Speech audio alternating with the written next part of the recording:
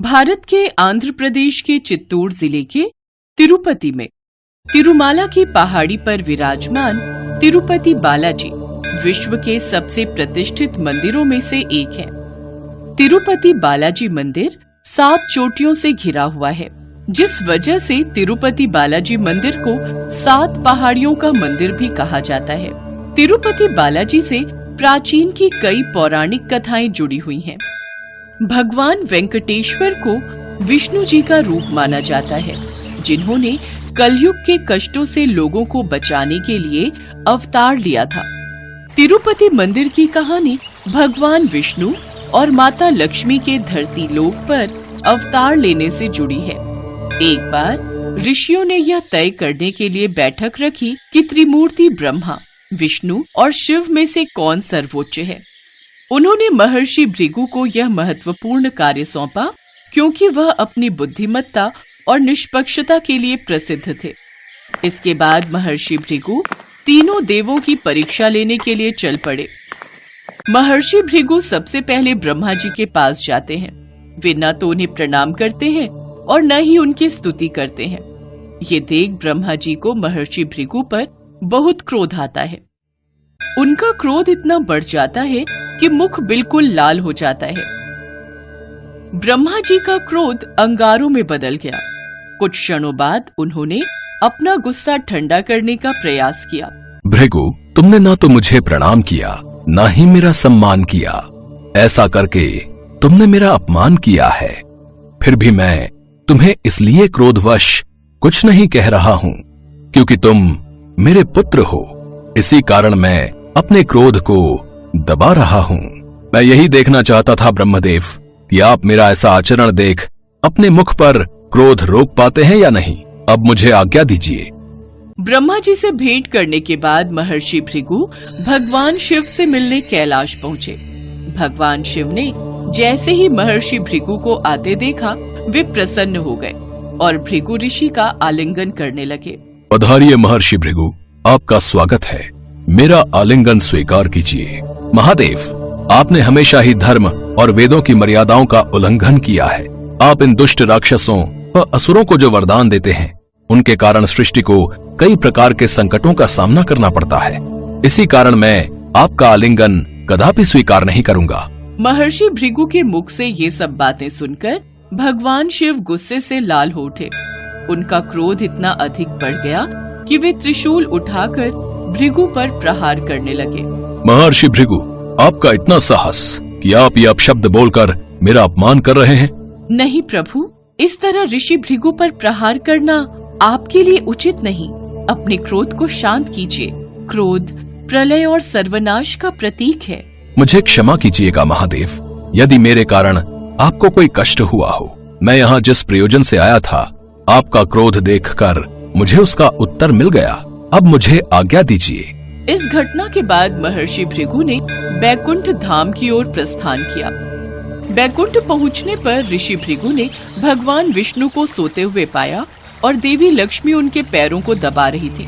क्रोध के आवेश में और विष्णु के धैर्य और महानता की परीक्षा लेने के लिए महर्षि भृगु ने भगवान की छाती पर लात मारी, जहां लक्ष्मी भाग्य की देवी के रूप में निवास करती हैं। भगवान विष्णु ने अपने नेत्र खोले और ऋषि भृगु के पैर पकड़कर बोले, प्रिय ऋषि भृगु, यदि मैंने आपको कोई असुविधा पहुंचाई हो तो मैं क्षमा चाहता हूँ। कृपया मुझे आपके मेरी छाती पर प्रहार करने के कारण आपके पैर में होने वाले दर्द को कम करने दीजिए। भगवान विष्णु की विनम्रता और क्षमा से स्तब्ध ऋषि भृगु अपने कृत्य के लिए पश्चाताप से भर गए। भगवान विष्णु महर्षि प्रभु के चरणों को दबाने लगे। अपने प्रति प्रेम देख महर्षि भृगु की आंखों में आंसू आ गए। उन्होंने महसूस किया कि भगवान विष्णु सर्वोच्च देवता थे, जो सभी प्राणियों के लिए सहिष्णुता, क्षमा और सुरक्षा के प्रतीक थे। महर्षि भृगु बिना कुछ बोले वहां से वापस लौट आए।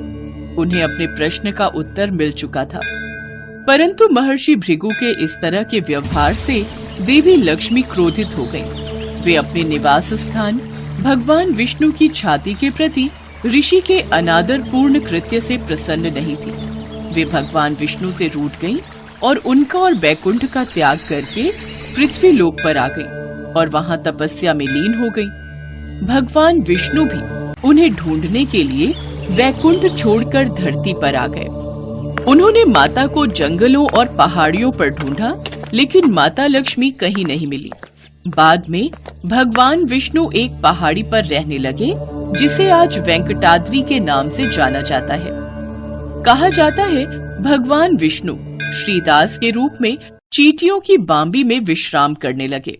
वे दिन पर दिन बहुत ही कमजोर हो चुके थे। ब्रह्मा जी और शिव जी से विष्णु जी की ये हालत देखी नहीं गई। माता लक्ष्मी को ढूंढने में भगवान विष्णु की मदद करने ब्रह्मा जी और शिव जी गाय और बछड़े का रूप धारण कर धरती पर आ पहुँचे। यह गाय राजा चोल के पास थी, लेकिन एक रोज उस गाय ने दूध देना बंद कर दिया।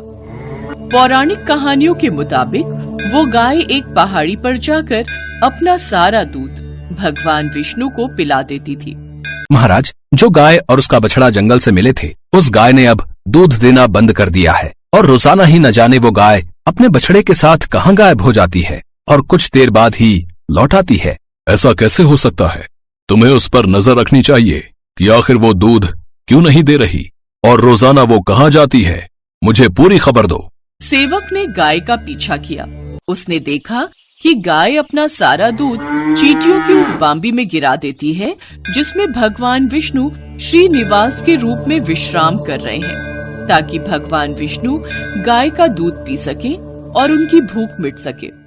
सेवक सब कुछ देख लेता है और गुस्से में आकर उस गाय की तरफ कुल्हाड़ी फेंकता है, लेकिन तभी भगवान विष्णु प्रकट होते हैं और गाय को बचाने में वो कुल्हाड़ी उनके माथे पर लग जाती है। कुल्हाड़ी से लगी उस चोट का निशान आज भी भगवान वेंकटेश्वर की मूर्ति में कायम है।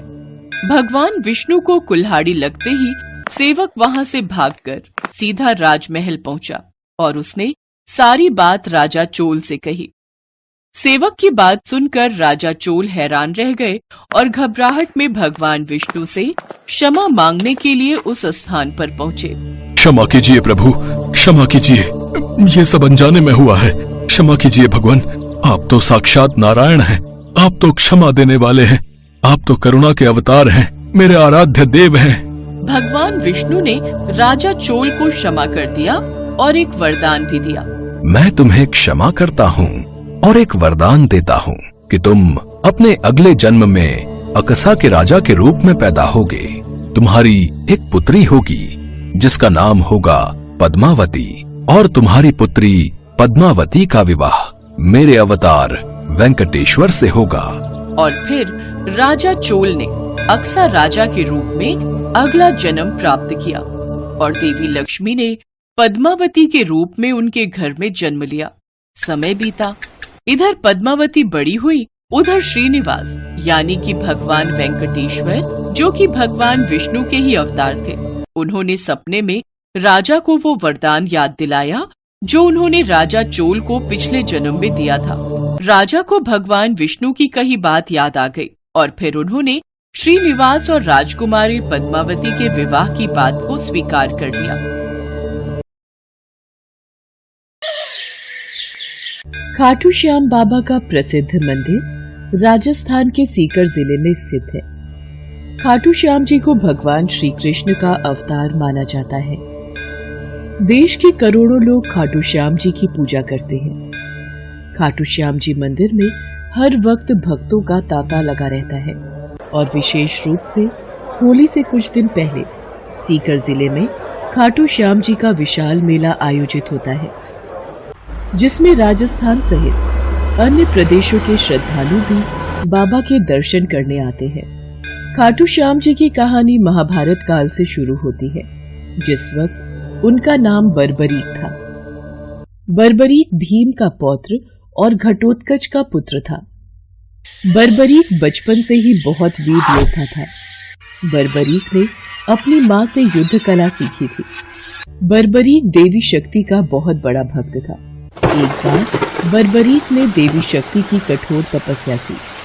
बर्बरीक की कठिन तपस्या को देखकर देवी शक्ति वहां प्रकट हुई। आंखें खोलो पुत्र। प्रणाम माते। तुम्हारा कल्याण हो पुत्र। मैं तुम्हारी तपस्या से अति प्रसन्न हूँ। बोलो क्या वरदान चाहिए। माते, आपने मुझे दर्शन देकर कृतार्थ कर दिया।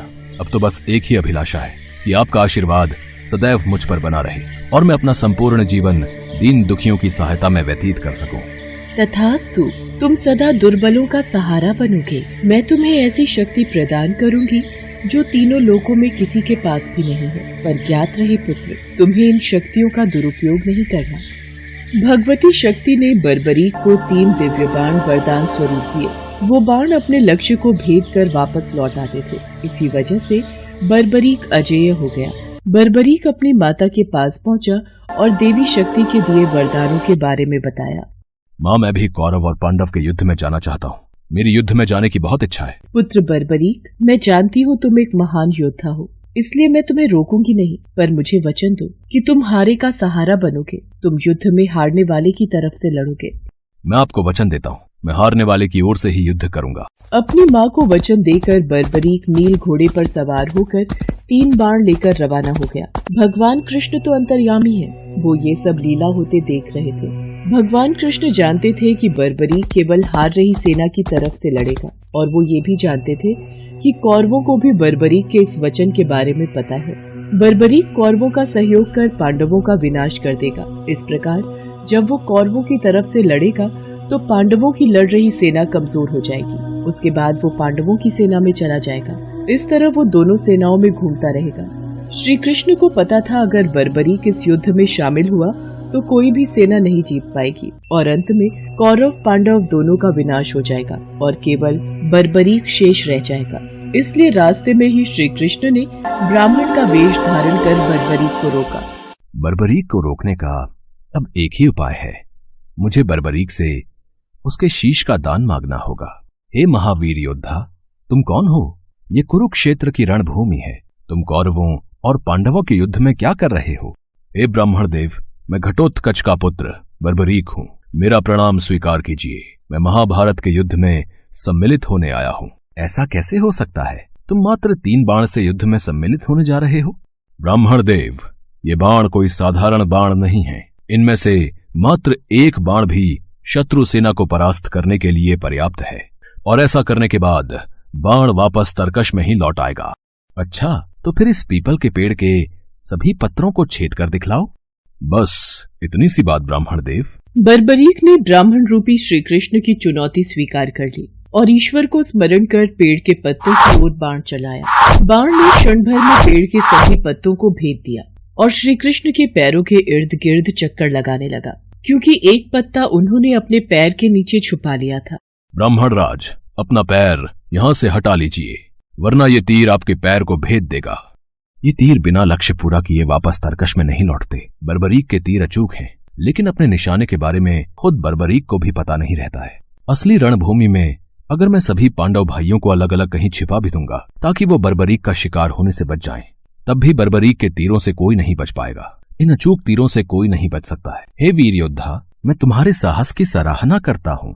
मैं तुमसे दान स्वरूप कुछ मांगना चाहता हूँ। ब्राह्मण महाराज, यदि मेरे वश में होगा तो मैं आपकी इच्छा स्वरूप दान की अभिलाषा जरूर पूर्ण करूंगा। मैं वचन देता हूँ, आप मुझसे दान में जो भी मांगेंगे मैं आपको मना नहीं करूंगा। मुझे तुम्हारा शीश दान चाहिए, क्या तुम ऐसा कर सकते हो? आप कौन हैं? मुझे अपना परिचय दीजिए। आप मुझे ब्राह्मण नहीं दिखाई देते। कृपया करके मुझे अपने वास्तविक रूप से अवगत कीजिए। बर्बरीक की प्रार्थना करने पर भगवान कृष्ण अपने रूप में आ जाते हैं। बर्बरीक उन्हें प्रणाम करता है। वासुदेव कृष्ण, आप स्वयं मेरे शीश दान की अभिलाषा हेतु आए हैं। बर्बरीक, युद्ध भूमि की पूजा के लिए एक वीरवर क्षत्रिय के शीश के दान की आवश्यकता होती है, और तुम महावीर महायोद्धा हो, अतएव मैं तुमसे शीश दान मांगता हूँ। हे वासुदेव कृष्ण, मैं आपको शीश दान अवश्य दूंगा, पर मेरी 2 इच्छाएं हैं। पहली ये कि मेरी देह को आप स्वयं अग्नि देंगे, और दूसरी इच्छा ये कि मैं अंत तक इस युद्ध को देखना चाहता हूँ। ऐसा ही होगा वीर शीशदानी बर्बरीक। कलयुग में लोग तुम्हें हारे का सहारा बोलेंगे, तुम्हें श्याम नाम से पुकारेंगे। मेरे नाम से ही तुम्हारी कलयुग में पूजा की जाएगी। कलयुग में खाटू श्याम नाम से तुम्हारी पूजा होगी। फाल्गुन माह की द्वादशी को बर्बरीक ने अपने शीश का दान दिया। बर्बरीक को ब्रह्मा जी का श्राप था कि उनकी मृत्यु पृथ्वी लोक पर भगवान कृष्ण के हाथों ही होगी, तभी वो श्राप मुक्त हो सकता है। बर्बरीक का सिर युद्ध भूमि के समीप ही एक पहाड़ी पर सुशोभित किया गया, जहां से बर्बरीक ने संपूर्ण महाभारत का युद्ध देखा। युद्ध की समाप्ति पर पांडवों में ही आपसी बहस होने लगी कि युद्ध में विजय का श्रेय किसको जाता है। इस पर श्री कृष्ण बोले, तुम सबको आपस में विवाद में पड़ने की कोई आवश्यकता नहीं है। बर्बरीक का शीश संपूर्ण युद्ध का साक्षी है, अतएव उससे बेहतर निर्णायक भला कौन हो सकता है। ठीक है वासुदेव, फिर हम इस निर्णय को जानने के लिए बर्बरीक के पास ही चलते हैं। पौत्र बर्बरीक, तुमने तो युद्ध को बहुत ध्यान से देखा है, क्या तुम बता सकते हो हम सब वीरों में से इस युद्ध को जीतने का श्रेय किसे जाता है? श्री कृष्ण ने ही युद्ध में विजय प्राप्त कराने में सबसे महान कार्य किया है। उनकी शिक्षा, उनकी उपस्थिति, उनकी युद्ध नीति ही निर्णायक थी। मुझे तो युद्ध भूमि में सिर्फ वासुदेव कृष्ण का सुदर्शन चक्र घूमता हुआ दिखाई दे रहा था, जो कि शत्रु सेना को काट रहा था। इस धर्म युद्ध को जीतने का संपूर्ण श्रेय भगवान श्री कृष्ण को ही जाता है। वीर बर्बरीक, तुम धन्य हो, तुमने बिल्कुल सही निष्कर्ष दिया। इसके पश्चात सभी पांडव बर्बरीक के निर्णय की सराहना करते हैं और भगवान कृष्ण से क्षमा मांगते हैं, क्योंकि वो जानते थे यदि स्वयं वासुदेव न होते तो ये धर्म युद्ध जीतना असंभव था। धर्म की विजय स्वयं वासुदेव कृष्ण के कारण ही हुई थी। भगवान कृष्ण के आशीर्वाद से बर्बरीक को कलयुग में श्याम नाम से पुकारा जाने लगा। आज भी खाटू श्याम जी महाराज के अनेकों भक्त रोजाना उनके दर्शन करने जाते हैं और उनसे मन वांछित फल की प्राप्ति करते हैं।